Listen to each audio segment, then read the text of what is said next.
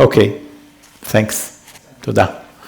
Okay, so for those who didn't hear, I wanted to thank Joseph for his infinite patience and for his generosity for many, many years with me. And I want to thank the organizers for their invitation. So I gave a title, and this was a total mistake, but I'm going to be brave and try to stick with it. The topic is norms and representations of reductive groups, and it's based on a few works that I'm involved in at the moment. One of them is joined with 4 other co-authors. So the initial plan that I had in my mind was to use this opportunity to talk about something analytic. So it's not so common in this kind of audience to talk about analysis. I thought it would be a good idea, but it turned out to be very bad because of my knowledge. So I feel incompetent to talk about this in a way which will educate other people. So nevertheless, I'm going to be brave and to talk a little bit about that. And in case I will feel that it's not working well, I will just switch to another topic. Don't worry. We will just switch to p-adic groups. No problem. Okay? So another project with Joseph. So the story begins with, so I'm going to, the context, maybe the plan. The plan is not here. I should copy it from here. So the tentative plan would be to talk about first context. Is this visible? Of norms on Harish-Chandra modules.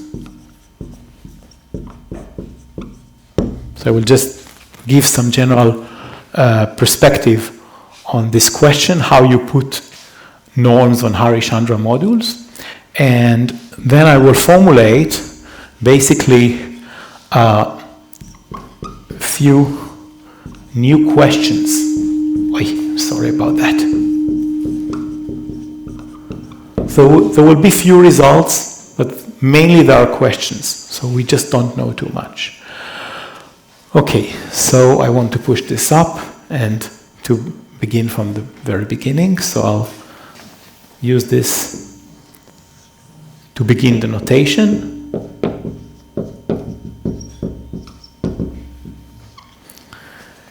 Okay. Yasha, I'm so envy in your order. So, okay. So G is going to be a real reductive group. So GL2 over R. And K is going to be a maximal compact subgroup. It's unique up to conjugation. And G is going to be its Lie algebra. Okay? So historically, people have studied, basic problem, which we all heard about, is classify G hat. So people wanted to describe the unitary dual. The unitary dual. Of course, writing this on the blackboard in a conference to Joseph, for some people here are worried about me. So we learned from Joseph that this is the wrong question. And Harish-Chandra himself devised the whole plan. So the plan of Harish-Chandra was to replace this question with an algebraic problem. So classify what he called GK modules. And as Joseph explained to me many years ago, somehow humanity and science were stuck here. So people have moved to study GK modules, classify them. There is a Langlands classification, there is the Bernstein-Bellinson classification, there are further classifications, and somehow it seems that they never came back to representations of G. So this is not quite accurate, So the main question after you do this is globalize.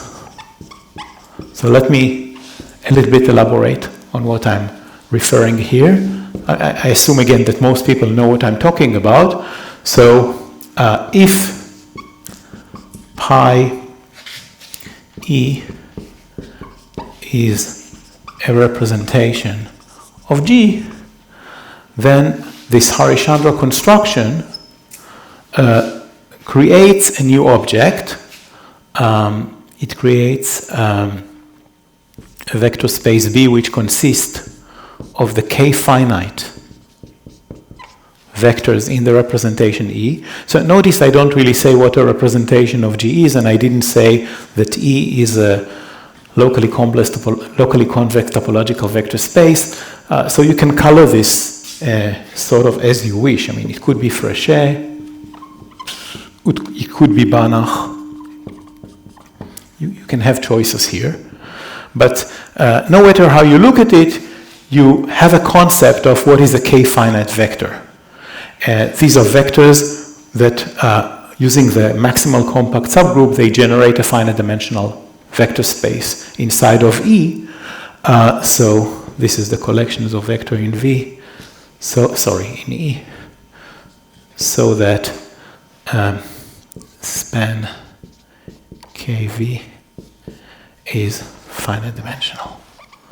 So this is a crucial construction, and Harish-Chandra was able to determine irreducibility and other properties of representations using this construction. So the outcome turns out to be, if you start with some concept of irreducible representations, say unitary, the outcome always happen to lie in a special class of objects.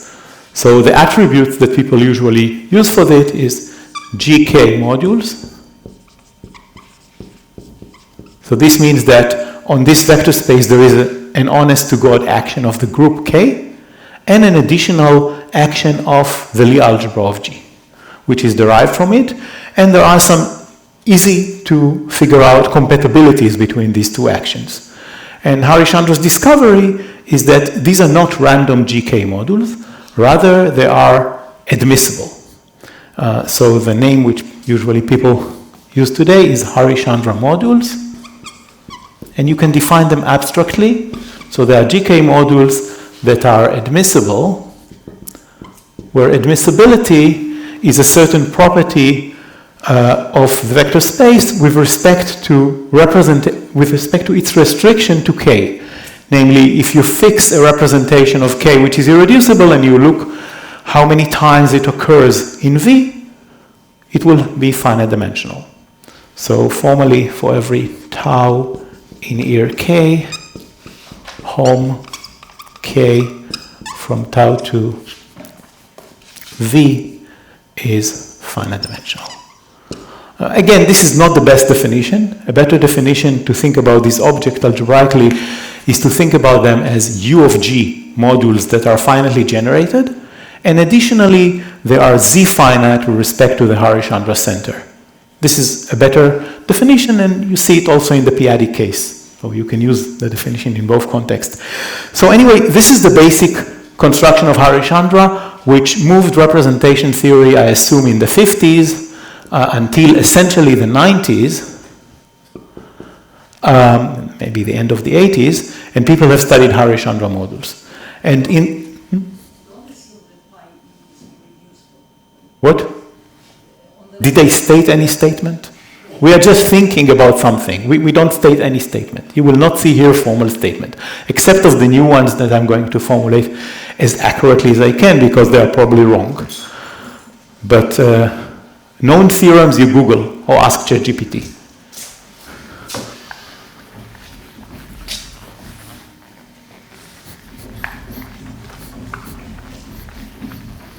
Okay. So grosso modo, we care about finite representations of finite length here, if this was worrying you, but let's not worry about that, okay? This is too much of a precision. Okay, so we want to go back. So what does it mean to go back? We want to have, when we have this GK module, something basic is missing, and this is the global action of the entire group. We don't have a G action on this object. So go back, it means we are given a Harish-Chandra module, V. Okay, so maybe it belongs to HC of GK. And we want to exhibit a G representation E such that the K finite vectors inside of E will be isomorphic to V, say as a GK module. Okay? In some natural way. So it's also a question, is it even true that every GK module is obtained in such a way? Okay? Because formally, I kind of insinuated that that's the way they are defined. We see what's happening and we just call them. But of course, we axiomatize this. Okay? So this is an abelian category. It's a nice category. And when I say exhibit a T representation E, so I have to say what I mean by this. Okay?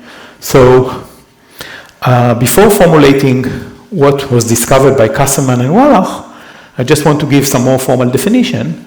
So definition, this will be our first definition of what a norm is. So this will be the first word in the title. So we say that P, so we fixed, V is a Harish-Chandra module. By the way, any question about what a Harish-Chandra module is? I'm attempting to be as, okay. V is a Harish-Chandra module. We say that, yes? Do you know that this E is unique? I don't know anything. In fact, it's quite clear it's not unique. Okay? So in some specific cases, you start from representations, say, of SL2R acting on the circle. Okay? You look at these functions on the circle and you decide what kind of functions you take. If you calculate the Harish-Chandra module, you essentially get always the same thing. Okay? So you can change what kind of functions you take. Okay, and there will be, which we are going to, we want to refine this. But first let's define some definition. Okay. So the whole topic seems to be quite strange, but then suddenly there is a sunlight. You immediately see that there is actually a theorem. It's kind of unbelievable in this total mess. And this, I think it's a nice scenery. Okay, so we say that a norm from P to R plus, this is a norm. Norm in the usual sense of a norm on a vector space is G continuous if, so what can you do? This V is typically a countable dimensional vector space. That's what you should think about it. But you can look at the completion of V with respect to P. It doesn't really matter what you do, it becomes a Banach space, with or without you. And what you request is that this map is continuous, namely that actually this completion provides a representation of G in the usual sense. You can do separate continuous, you can do, it's a Banach space also. There are some theorems that are going to take care of you. And the second condition is that the Harish-Chandra module attached to VP is going to be isomorphic to V. So what am I really saying here? I'm saying that the K finite vectors here are basically the vectors from V. Okay? So such a beast, namely this V comma P, or maybe the completion, it's abuse of notation, will be called globalization of V. So what is this map G times K? You need to have it. If there exists a continuous, I apologize, it's an additional structure. Thanks for your question. So if you can find a continuous action on G, okay. We will see in a second that this can be described on the Harish-Chandra module itself, but so it's really not an additional structure because after all V is dense here. But let's formulate it like this. So such a pair V comma P or VP, which is the completion of V with respect to P, is called a globalization of V. And this is kind of a Banach globalization, and there are many like that. Okay. So I want just to make another small definition, so this is maybe a comment or remark. There is no big difference between two norms if they are differing by a constant.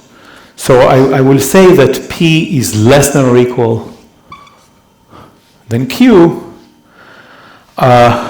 if there exists a constant such that P is less than or equal than a constant times Q. Okay? And I will say that P is equivalent to Q if we have both sides. Okay? So these are equivalent norms. So obviously, we can change. So this is not going to solve our problem of non-uniqueness. This is just a small thing. One needs much more than that. But let me first begin with some observation, or maybe I'll formulate it as a theorem. Definitely not a new theorem, it's a very old theorem.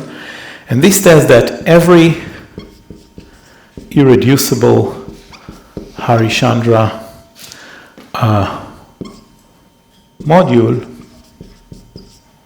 admits a G continuous norm. So basically, this is the existing statement, that there are globalizations. And let me give the proof.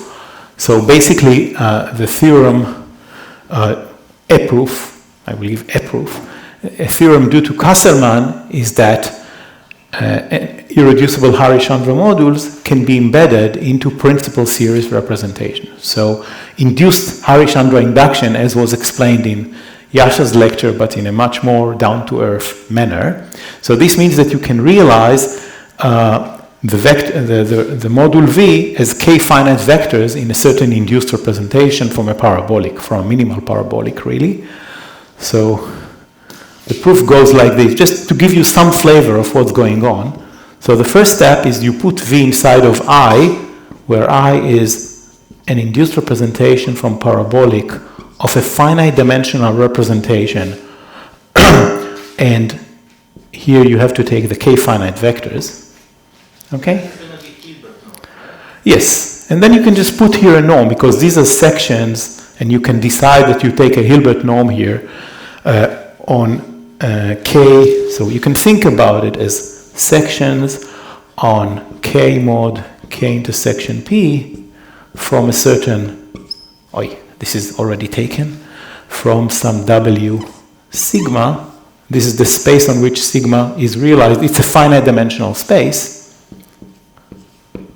And by now deciding, so basically you should take here K finite vectors, but by now taking L2 sections, you get a norm here and you induce it and get some norm on V, and it's easy to check that this is continuous, and you are done.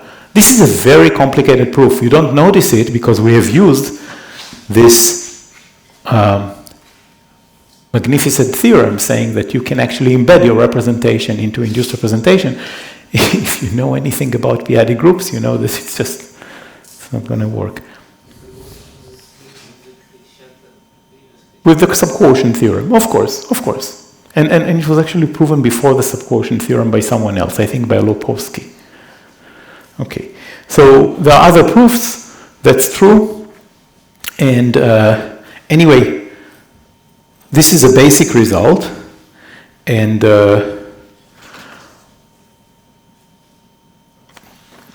I want to make a comment about this. So this means, so conclude,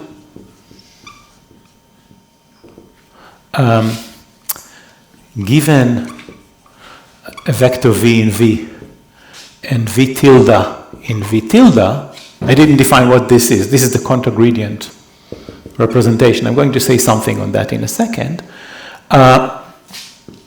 You get a function pi g v tilde, just this pairing on g. Now, this function depends on the globalization.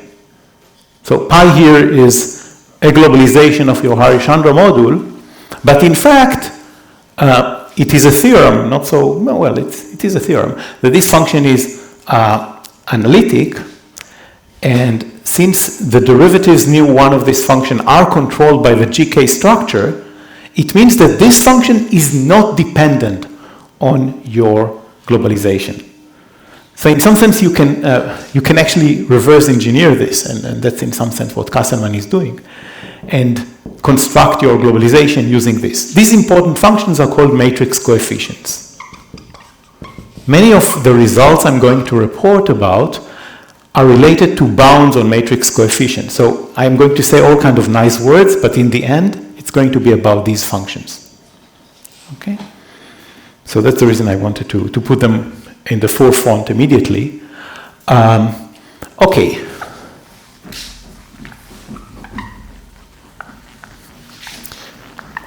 So this is basically the circle of ideas that is quite natural. But then comes a result of Casselman-Wallach. So maybe the key result of the subject in some way.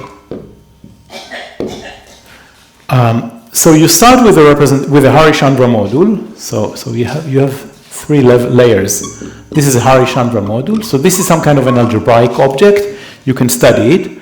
And here you have all kind of Banach representations. And as I said earlier, there is a globalization. So there is a connection in this way, which is kind of very natural. This is this Harish-Chandra functor, just taking k finite vectors. And we saw that we can sometimes find, well, we can always find some Banach globalization, but then of course it's not clear which one to choose. So there is no choice. So you can, if I could draw, I would just put here some face of someone kind of totally unable to do anything. And then it turns out that there is something kind of, I don't know, in the middle, intermediate. If you have a G continuous representations, the meaning of that is that the orbit map that I've written before are continuous. So this map, G times E to E, is continuous. And then some vectors here are better than others. Namely, some vectors here yield orbit maps which are smooth. So if I consider this continuous representations, there is a subspace, I'll denote it by E infinity inside E, which are called smooth vectors. So this collection of vectors was studied in the ancient times, and it was shown that they are dense, and they were very, Nelson's, like Gardy, Nelson, this was very useful, but the space itself did not have any particular utility. It's not a Banach space, but it turned out that this space also has some topological features. And the key result of Casselman-Wallach is, no matter what you do, this is going to be the same. And this is called the smooth globalization of the representation V. So I write it like this. So E infinity is independent of E. Let's call it E sub V, because E sub V is some globalization of V. So this means that not only we can go from a Banach representation to V, but we can also construct out of V some smooth, this is usually called smooth Fréchet representation. So the theorem is that there exists a certain category of representation, I'm not going to define it, smooth, Fréchet, you should add the word admissible if you want it to be true, representations of moderate growth.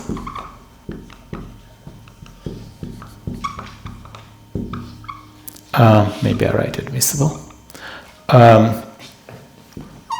You can go with this with Harish-Chandra to Harish-Chandra GK modules. And the statement that this is equivalence is an equivalence of categories. So this is one formulation of what's known as the Casselman-Wallach theorem. Okay? So in this form, it's very difficult to imagine any kind of analysis going on here. This is Casselman-Wallach. Okay? There is no paper by Casselman-Wallach, but there is a paper by Bernstein and Krotz, which explains very nicely this proof in such a way that even a poor person like me can actually follow the arguments.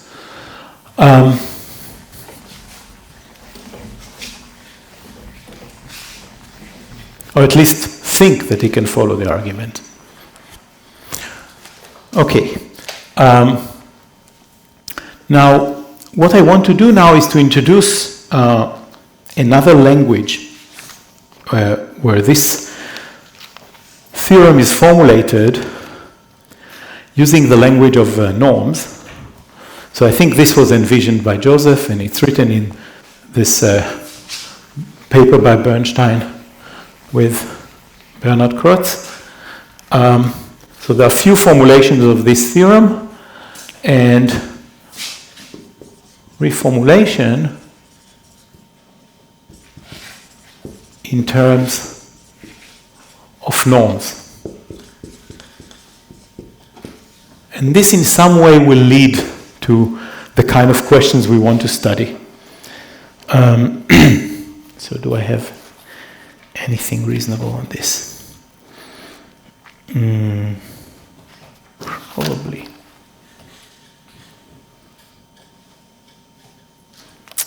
Okay, so in order to reformulate this in terms of norms, we need to introduce a concept which is, okay. So I will need to introduce the concept of Sobolev norms. Okay, so this is something that maybe some of you heard in lectures by Andrei Reznikov many years ago, but so basically the idea is that suppose you have a GK module V with a norm P. And basically you don't even need it to be G continuous, you just have to have a norm. So take a basis for the Lie algebra, so maybe you want to take it an orthonormal basis, it's not really important. So when you say norm, this is a positive function which satisfies the triangle inequality and homogeneous. Well, orthonormal basis, and so this means you are using H. This one? No, for G. This is different. This is a norm on V. I apologize. I'm sorry about that. Yes, I should have. Okay, so now what are we going to do? Elements of V should be thought as functions on some space M, and secretly G is acting on M. Okay, that's the reason it's a representation. And we are going to use the element of G to introduce derivatives on these functions. So instead of measuring the size of a function here by taking its norm squared, we're going to take the norm square also of its derivatives. And that's the reason of the usage of the word Sobolev. Okay? So I fear that I cannot find it in my notes, so I'll just write it from my brain. So we fix an integer k. It will be integer. Okay? and we are going to define, so we are given a P, what we are going to do is to kick it a little bit. So we're going to define pk of V. So this is going to be, okay, it would be easier to write the square of it. So it will be certain sum of squares. What should I put here? I'm going to run over all multi-indices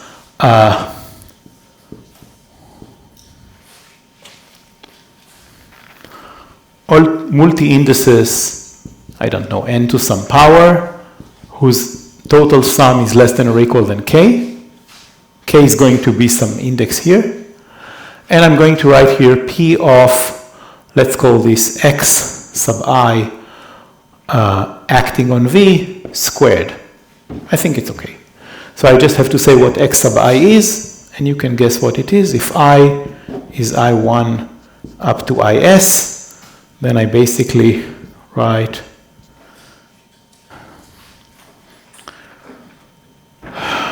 what do I want to do? I want to probably write x1 to the I1, xl to the IL. Maybe I should do here something like this. Okay, up to some small mistakes, you know what I'm talking about. And you take a sum over all possible derivatives that are not more than k derivatives. So the simple claim is that if P is G continuous, then this norm is also G continuous. Okay? It's some claim, it has to be proven. P G continuous implies PK G continuous. And now I can reformulate this Casselman-Wallach theorem not as an equivalence of categories. We're going to go really, really down. It's going to be some statement about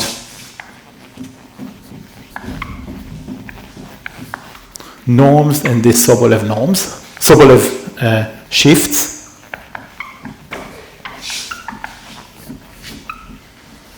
So the theorem, I don't know who to attribute it, but in the paper by Bernstein and Krotz, they do attribute it to Casselman and Wallach. It is said the following, so let V be a Harish-Chandra module. For safety, I would add irreducible, but I think it's correct like this. Let P and Q be two G continuous norms on V. Then there exists an integer k such that P is majorized by Q shifted by K, and Q is majorized by P shifted by K. We call this Sobolev equivalence.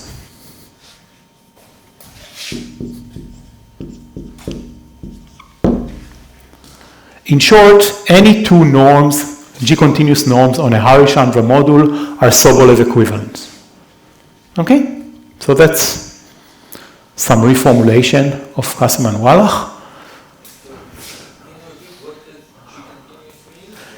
G-continuous means that if I complete with respect to the norm, there is a continuous action of G on the completed space, which globalizes your initial GK module. In a different, so thank you for your question, because it leads immediately to the following. So what does G continuous P means? It basically leads to modulus of continuity. So you can write the following: P GV is less than or equal than, so the idea is, okay, let's consider this completion and consider now the size of this thing. It has to be smaller than a constant find the size of V. Okay? Let me now change the norm to P. So in particular, this means that if you use either P, so for any P, if you use PK as semi-norms and complete, you get this... the same V infinity. Yes, okay, so it's a corollary, or if you want. V infinity is, the topology V infinity is determined, thank you very much, by topology on V infinity is determined by this collection PK or QK or whatever you want.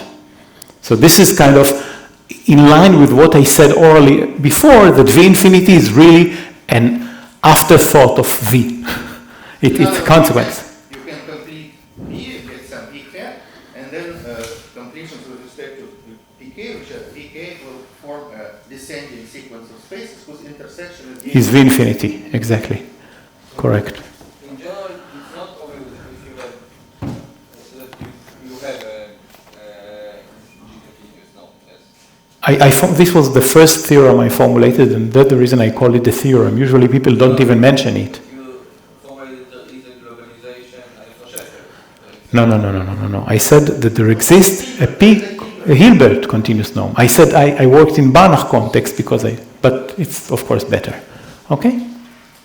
And again, the statement is because easy reason. You put it in induced representation. But theoretically, there might be globalization like for Sheffer space, such that for each Banach norm there are not G-continuous in theory. Yes. Okay. And they might be not. Dima, where I'm on time. No, you can always have countable system of semi-norms, and if you add them up with coefficients 1 less, I think you can make it, A Banach norm which is different. I know that posteriori is our theory, but I know, you can make a... this theorem is not immediately implies direct original catalog. There's some work. Okay, so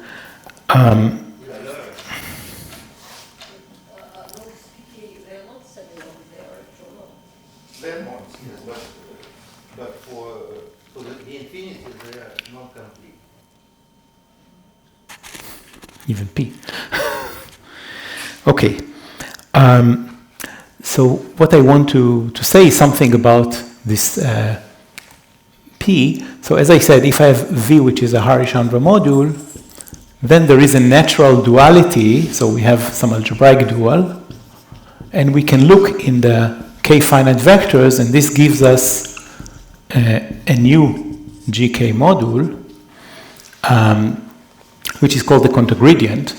And as I explained earlier, matrix coefficients are constructed using elements from here.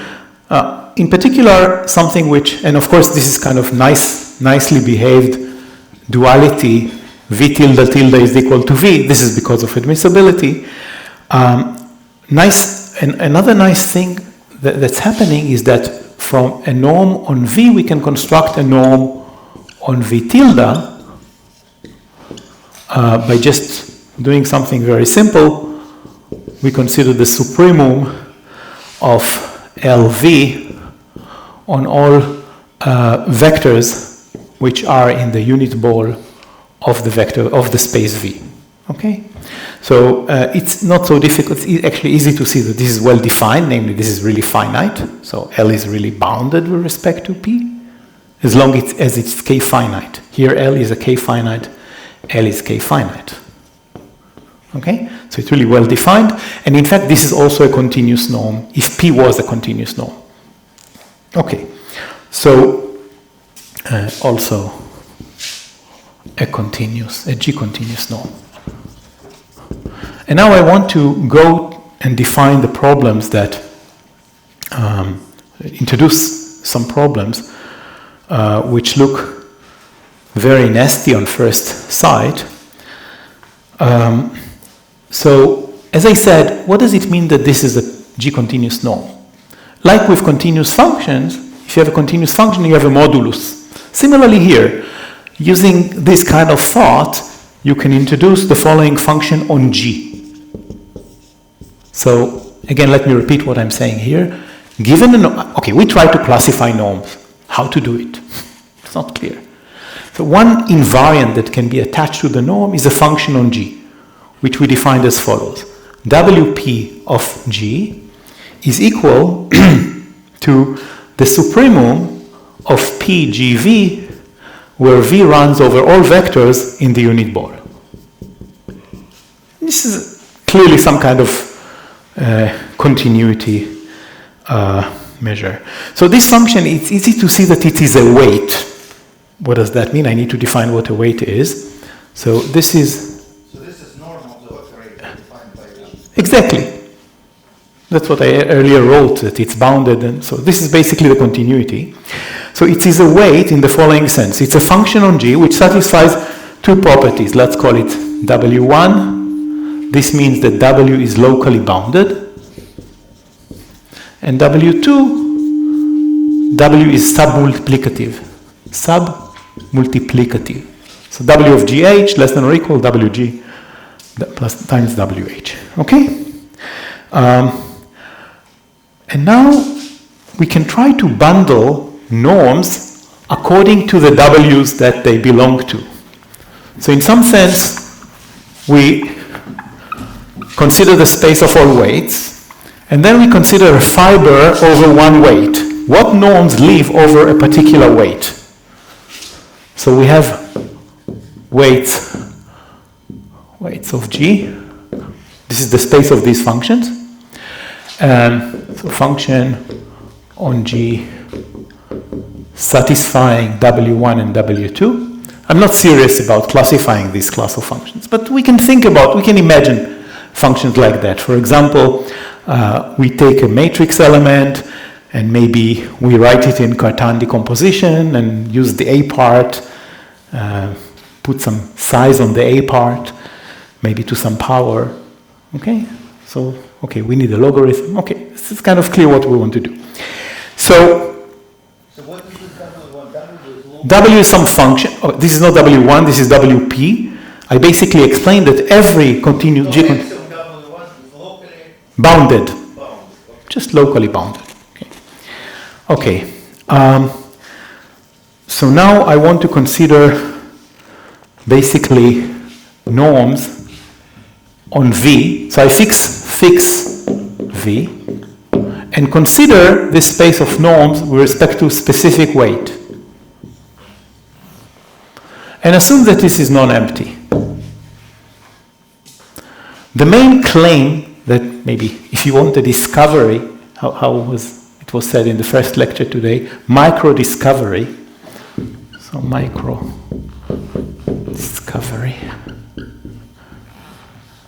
Thank you, Vladimir. I'm happy to steal this. So the micro-discovery is that this space, if I consider the equivalence classes of norms, so I consider norms up to equivalence classes, not Sobolev equivalence, but just equivalence class, admits, first of all, clearly it admits an order relation, because if P is less than or equal to Q and Q is less than or equal to P in this code, then they are equal. So this is a poset. It admits a minimal norm and a maximal norm.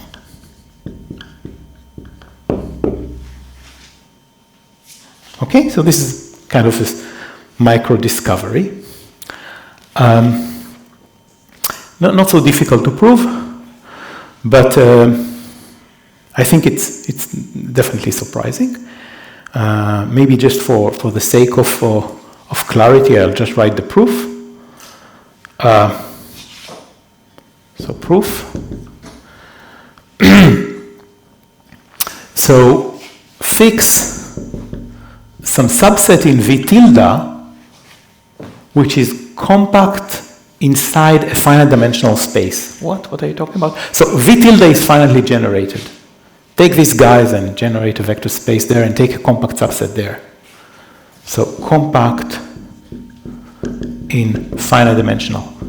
Better than this, assume that V tilde is cyclic. and take this vector. And now I'm going to write a formula. I define P min, depending on this subset C, from V to R plus by the following formula. So P min of a vector V is going to be the supremum over all G in G. And now there should be some internal supremum depending on the set C, which is, think about it as a singleton, but if you insist to suffer, I help you. And then you take the matrix coefficient, which we agreed is defined without favors from anyone, of course with absolute value, and divide it by the weight. So you want C to be generated? Exactly, generating. Thanks. Generating. Otherwise it will not be a norm. The whole point is that you want it to be a norm. Okay? Otherwise the matrix coefficient will not see the vector. So the claim is that this is a G-continuous norm, and it is a minimal element in this set. And by duality, you get a maximal element in this set. But now comes a very clear question. I have a maximal norm, I have a minimal norm. I can try to jump from one to the other by Sobolev. These are two G-continuous norms on V. So, oops, a number is born. And the number is the infimum on all jumps, which allows you to go from P min to P max. And this is the first question. Yeah, the number is depending on this weight W that we chose, but okay, we can take W to be 1. It's also a weight. Of course, not all representations have a norm with weight 1, but for example, unitary representation have such. So we can, for example, study this problem for unitary representations. So out comes a number. Yeah, I'm going to define it. Maximum defined the same way, but within theme. No, we don't do this. We go to the dual representation with the opposite weight, take the minimal guy there and dualize back. Okay, so step 1. If norm VW is non-empty, then norm V tilde W, how will I call it? So this is the function who evaluates that G is the G inverse value. This is also non-empty.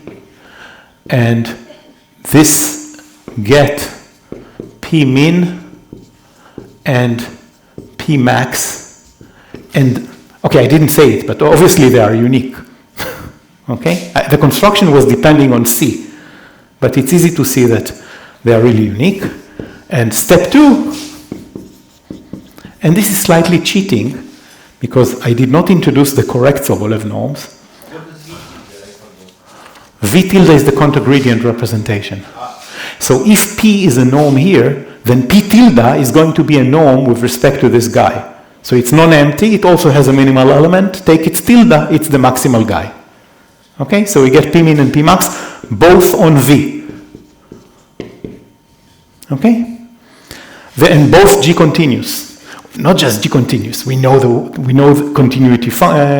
Okay? Step 2. By Casselman-Wallach, there exists K such that P min, P max, is majorized by P min, comma K.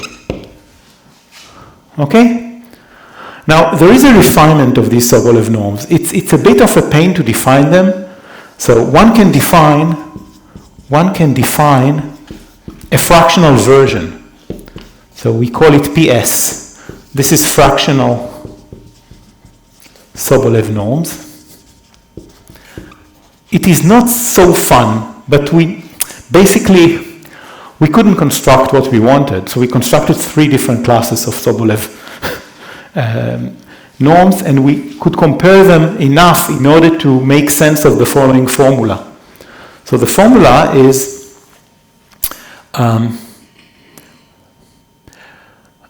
so maybe I define this. SV, comma W is the infimum over all numbers S, so that P max is majorized by P min, comma S.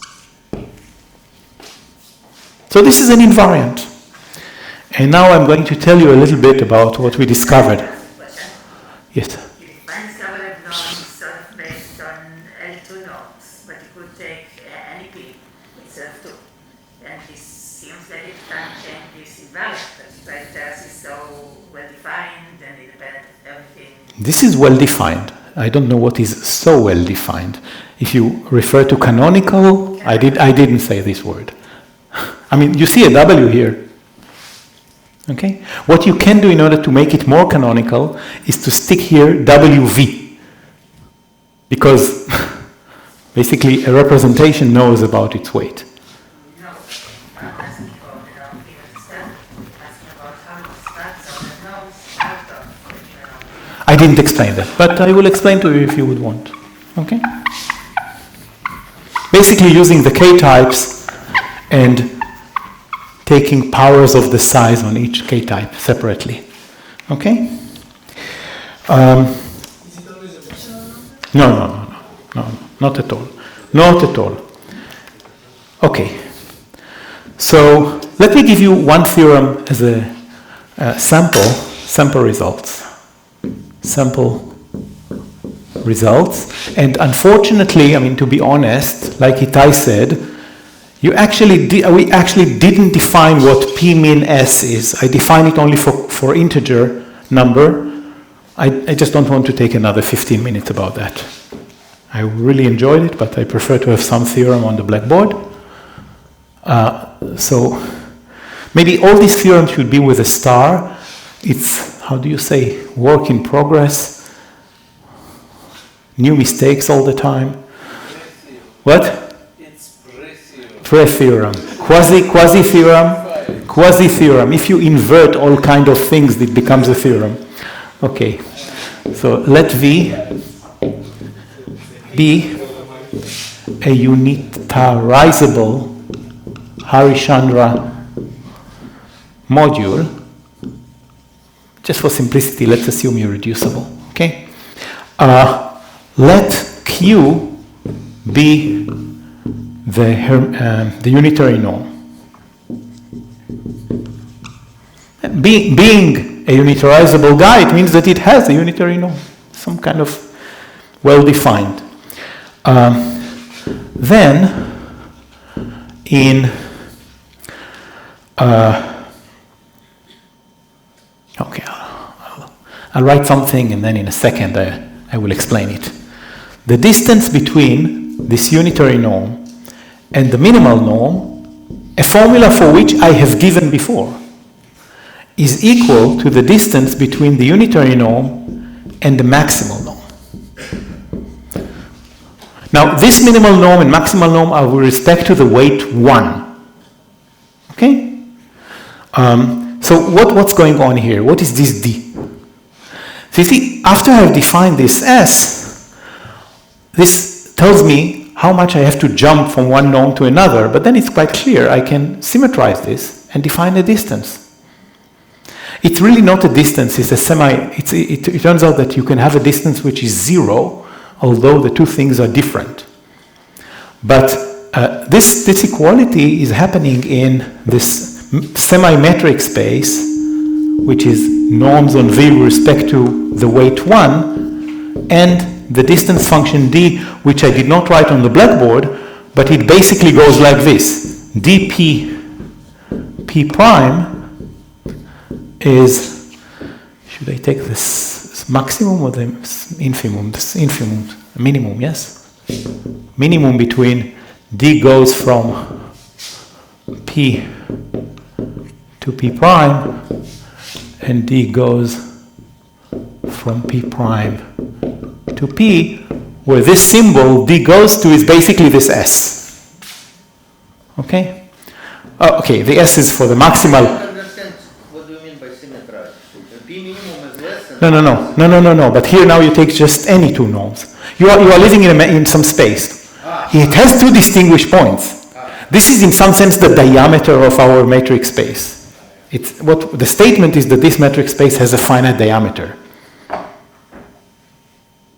Okay? So these are crazy things. I mean, nobody ordered that. Okay, so this is sample result number 1. Where am I? I'm on the time. So W is 1. Yes, W, exactly. Thank you very much. I think I said it. This is W. Okay. 5 more minutes. Okay, so I'll try to formulate.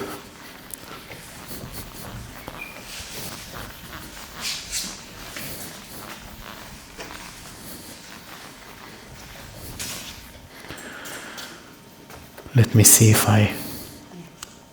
Yeah, okay. So maybe key conjecture, which we proved many times during the last 2 years.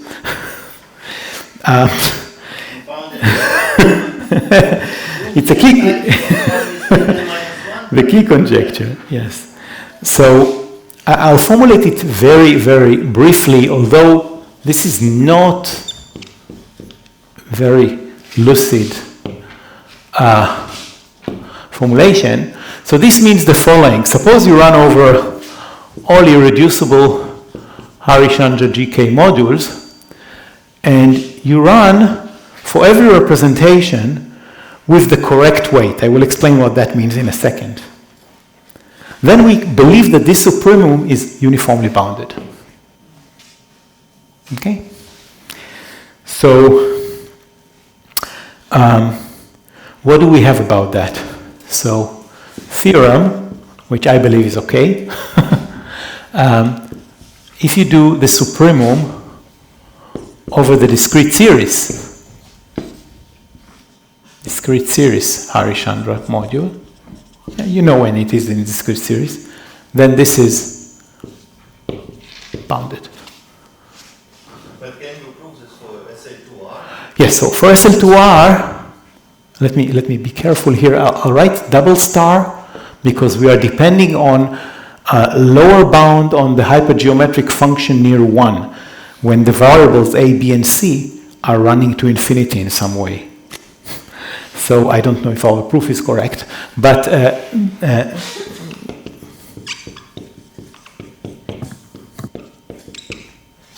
okay? So our proof is terrible. We calculate matrix coefficients and separate discrete series, principal series, etc. Open Vilenkin's book, copy incorrectly, look at properties of hypergeometric function, and try to verify this. So just to give some feeling of that, no, I want to say something else. And the something else is the following. So which space is it? Like the globalization? No, V is Harish-Chandra module. V is a Harish-Chandra module. Here it's also Harish-Chandra module. No, the upper, Where? Here? SV, something? It's for the Harish-Chandra? Yeah, omega V is a certain weight that I basically tell you what to choose. For example, if it's a discrete series, I tell you to choose 1, because I know it's unitary. If it's a principal series, I look at the parameter of the induction, I look at it very carefully, and I tell you what the weight should be. And it's a very natural thing to do, okay? Okay, so I want to say something about... Is weight with respect to the L2 norm on some sort of... Yes. How do you choose that? Kind of natural. It's not, I cannot say it's canonical, but it's a natural thing. So Probably it doesn't matter too much what W is, as long as it is not too different from what it should be. Yes, I agree. Okay, so here is a picture for so more on SL2, more on SL2R. So I could go in 2 ways, but there are only 5 minutes, so I probably should just stop in a second. So for SL2R... For SL2C also you can do. Yes, I mean each time, for every rank 1 group you can try to do it. There are a lot of projects to be done here, but at the moment we have tons of questions. So here's about SL2. So suppose V is unitarizable and non-trivial. And let's assume that it's, I don't know, K-spherical.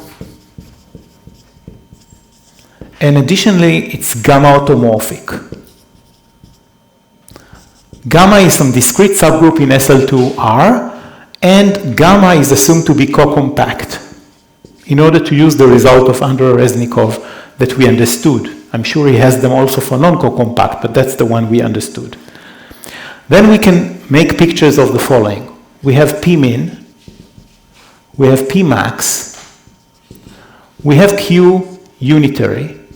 So these are the minimal and maximal norm inside the class of norms with respect to the weight 1. And also we have the unitary norm. So the distances here seems to be half by what I wrote earlier.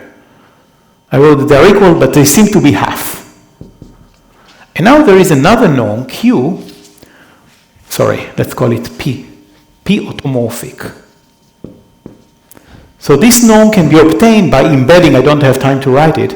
Every vector, I can write for it a matrix coefficient using an automorphic functional eta. And then I get some kind of matrix coefficients. And as a result, because they live on a compact space, I have an L2 norm. This gives me the unitary structure. But I also have an L infinity norm, which is also continuous. So this is what I mean by P automorphic. I think that this is an automorphic functional also studied by Andrei Reznikov and Joseph Bernstein. So we calculated and we saw that this is half. So the natural assumption was that these are very close. But it turns out that some deep results of Andrei Reznikov about Fourier coefficients of automorphic forms says that this distance is at least 1/6. And if Ramanujan conjecture is true, then the distance is half. But is this arithmetic or? These are not, I think it's true for not necessarily arithmetic groups. Okay? No, under the further assumption that. Okay? So I'm just saying that these numbers, I'm not saying that they are telling anything about Ramanujan. Don't catch me on that word. I'm just saying that they infer some information or relates to information about this kind of results. Okay, I should probably stop here.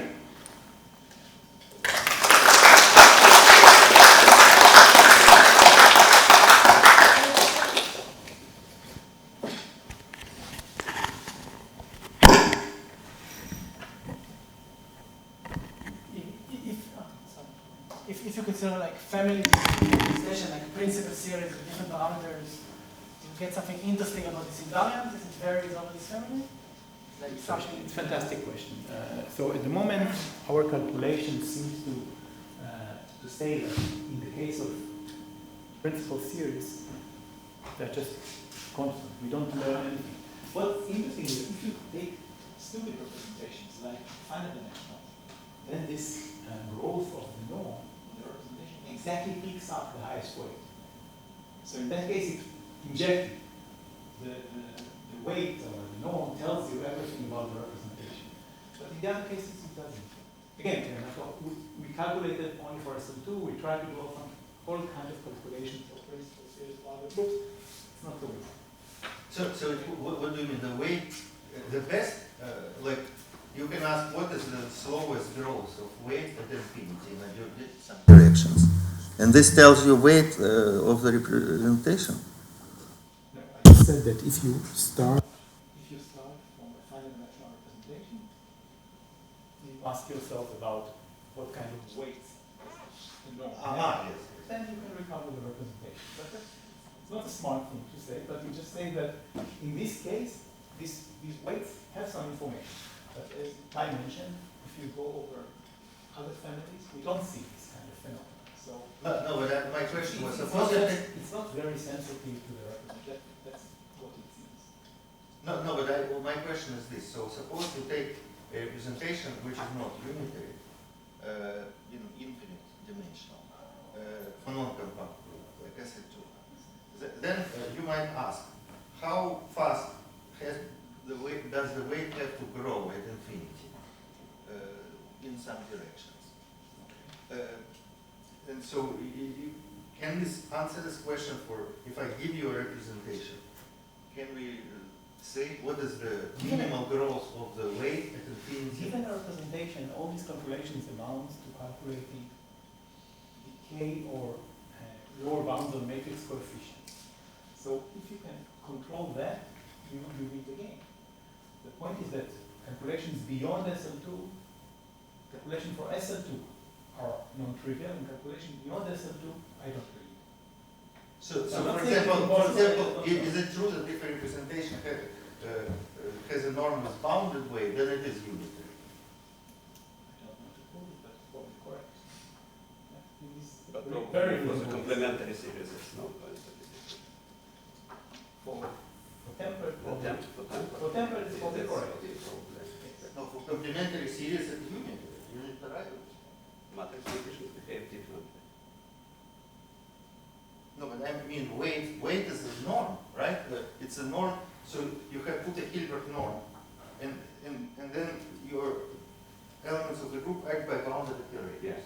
And then you ask how the norm of this operator rho of G changes with G. No, for the unitary one, it's just invariant. Right, so the question is, suppose you have a Hilbert representation where this norm is bounded. Yeah, as a then it's function of correct. G. Yes, if Then it's is it true that it's yes, unitary? I think yes. Yeah. I think yes. And then how fast, suppose it grows like log of the distances, does it mean that it's still unitary? I mean, this type of questions. How fast, suppose it grows like some small power of the distance, does it mean that the representation is very close to unitary? This type of questions. But if you take a complementary series and then shift the character by some marginal power of the absolute value. So starting the unitarizable, but the real part is the real part of some unitarizable representation. Do you think it's different if you look at the quantity you suggested? I think if you go, since it says, suppose you go up from the complementary series, maybe it will develop power behavior. Okay, so But the basically, correct is to look on the whole Sobolev scale. It's not just one. what I just wanted to summarize here, there are many questions that I did not write on the blackboard, and everybody will start thinking about immediately. Is this metric space negatively curved? I mean, there are many questions that comes to mind, but I just want to have time to elaborate. Thank you for your questions.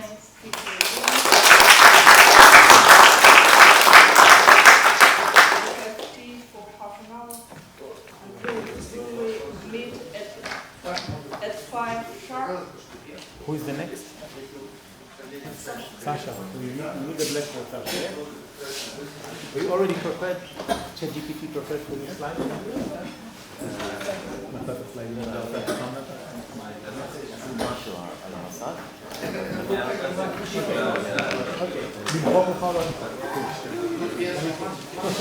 Какие бывают?